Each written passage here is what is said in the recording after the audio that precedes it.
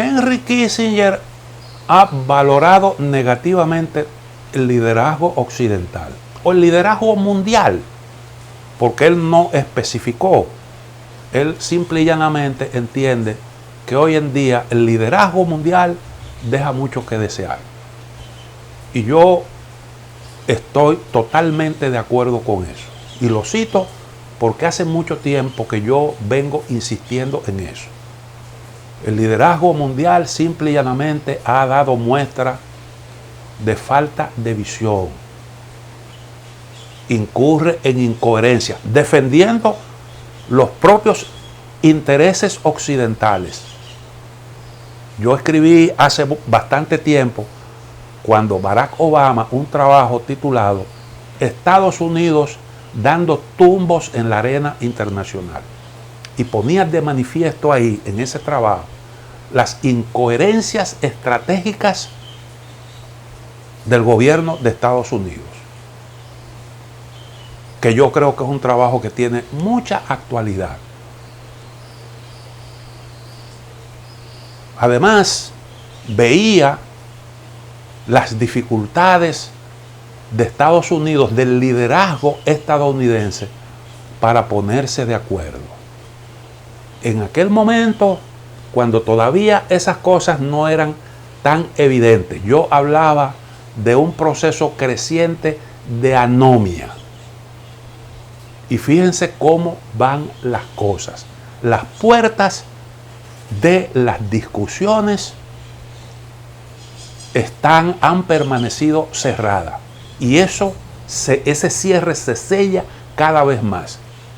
Y eso hace difícil que Estados Unidos pueda encontrar su rumbo en una coyuntura tan delicada como la que se está viviendo en estos momentos. Bueno, pues, una encuesta publicada hace un par de días, es una encuesta de la Universidad Monmouth de Estados Unidos,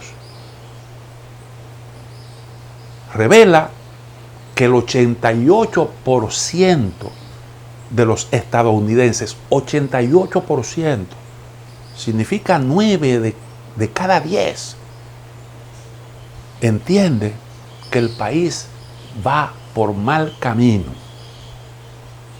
Eso revela una encuesta. Déjenme darle los datos precisos. Apenas el 6% de los republicanos piensan que Estados Unidos marcha por la vía correcta. 6% de los republicanos. Esa cifra sigue siendo baja en cuanto a los demócratas, 18%.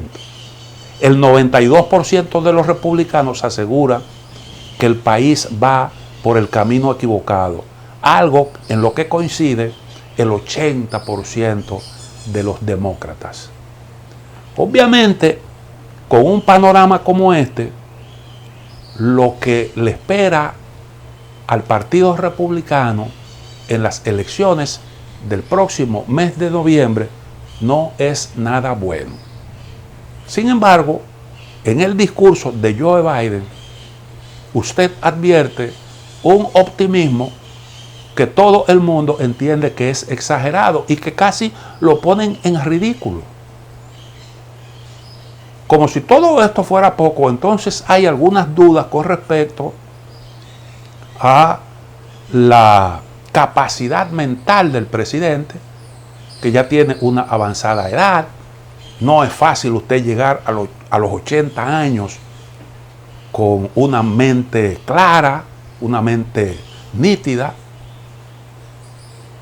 Y el señor Biden ha dado muestras de cierta fatiga, que de alguna forma plantea duda con respecto a si podrá o no optar por la reelección, con una Kamala Harris, que es la vicepresidenta, que tiene el mismo problema de impopularidad. Y entonces los demócratas en Estados Unidos insisten realmente en que las cosas no están bien para...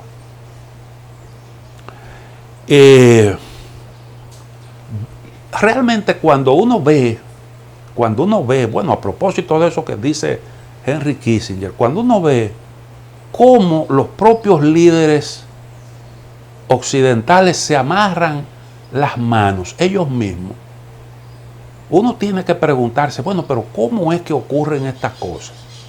Miren una de las últimas informaciones a propósito de ese debate y esa situación crítica y delicada que hay actualmente en Europa a propósito del problema del gas. Alemania ha decretado una emergencia porque se puede ver sin ese combustible indispensable para calentar los hogares, para mantener funcionando todo el aparato económico del país, todas las industrias, las empresas productoras de bienes y servicios. Y entonces, para resolver una situación que tienen actualmente con Rusia, que ha alegado dificultades para suministrar el gas a Alemania y a Europa por la falta de un compresor que tiene en reparación Canadá, Alemania, a través de su vicecanciller, que al mismo tiempo es el ministro de Economía, Robert Habeck, le ha hecho una petición pública a Canadá que por favor devuelva el compresor reparado, la turbina, para evitar que Rusia, con ese pretexto, pueda entonces cortarle el gas a Alemania, lo que provocaría una gran dificultad. Esto lo está haciendo Alemania, esa petición la hace el gobierno alemán. Pero resulta que el gobierno de Alemán el otro día estaba con el pechito parado afuera, amenazando con que iba a aplicar sanciones al carbón, al gas de Rusia, al petróleo. Y entonces ahora está en esa situación que lo hace ver como un gobierno dirigido por Boy Scouts, gente que no es capaz de prever las consecuencias de sus actos.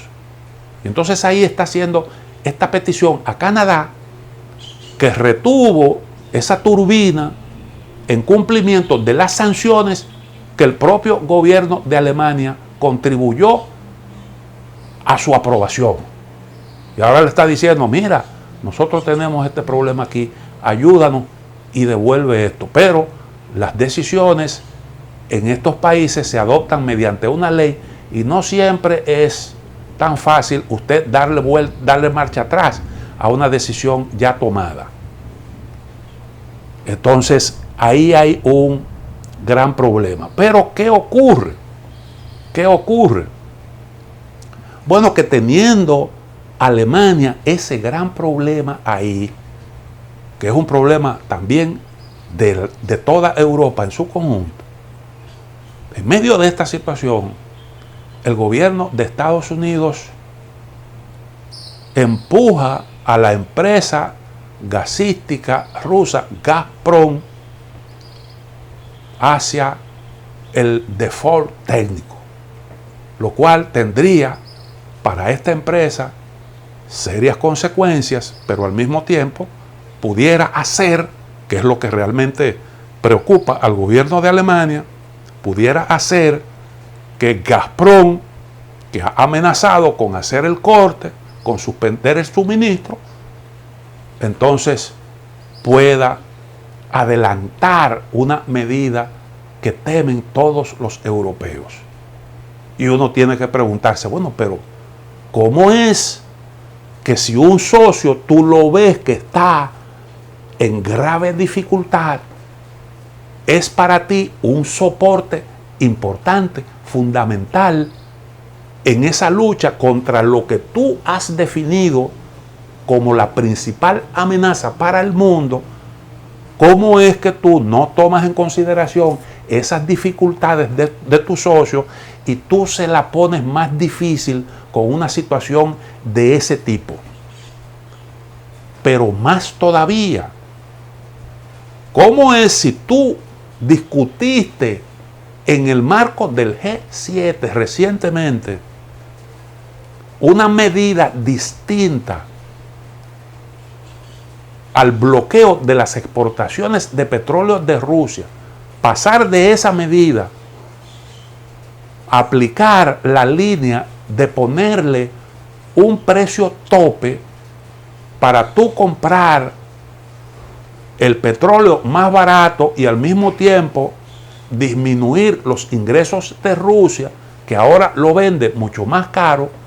¿Cómo es que si tú reconsideraste esa medida de boicot de las exportaciones de petróleo, tú ahora con el gas, que es más sensible, que es un asunto más delicado que el petróleo para tus socios europeos, cómo es que tú entonces no aplicas la misma línea con respecto al gas?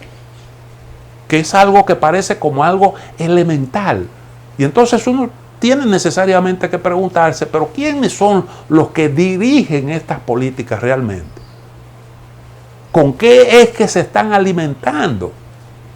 Porque pareciera como que hay un problema de incapacidad, de poco discernimiento, porque aquí estamos hablando de asuntos que son elementales. Vamos a la otra pausa, en un momento retornamos.